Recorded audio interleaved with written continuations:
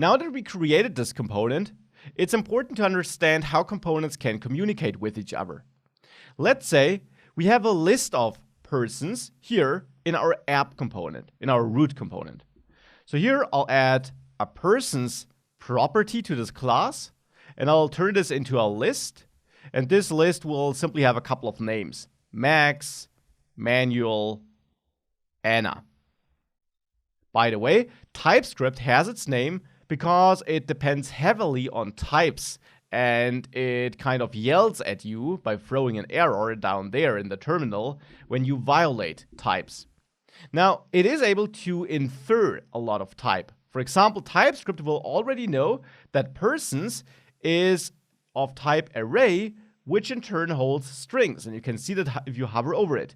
Here, you see it's a string array. This is kind of how TypeScript defines a list of strings.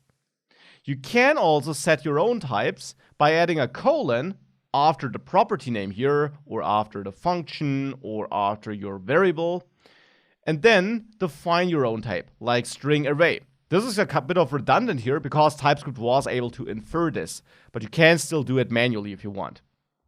If I change this to number array, for example, you see I get an error here because the type string is not assignable to type number. And if I would save this, I would also get an error down there, as you can see. So that's pretty sweet about TypeScript. So let me change this back to a string, and let's come back to the original question: how can we pass that data down to the other component and use it there? Well, nothing easier than that. Angular has a couple of powerful data binding features. And one of these binding features is property binding. We have our property here in app component, and in the template we want to pass it on to persons. So in persons component, we probably also want to have a persons, or maybe person list. You can name it however you want. I'm naming it differently here to make it easier to differentiate the different properties. But here I'm basically adding a new property to my persons component. And I know that this should also be a list of strings, let's say. And here I should define my type, because here TypeScript is not able to infer the type because I'm not setting a default value. Now, it's nice that I know that I want to have a list of persons, but the data for that list needs to come from outside, you could say.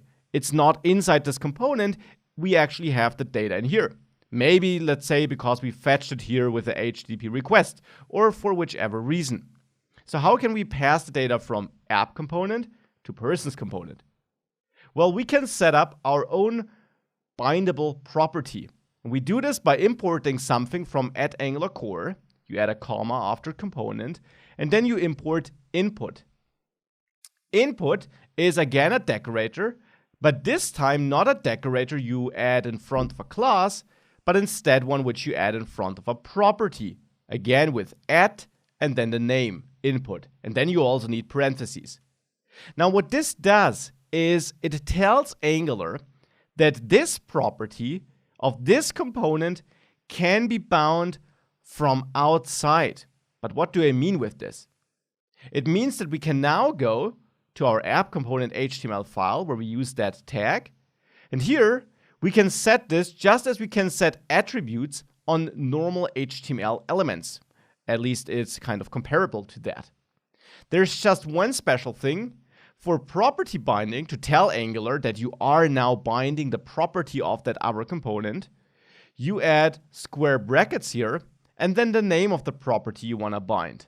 And there, I'll bind to person list, which is the name of the property I have in person component, this one.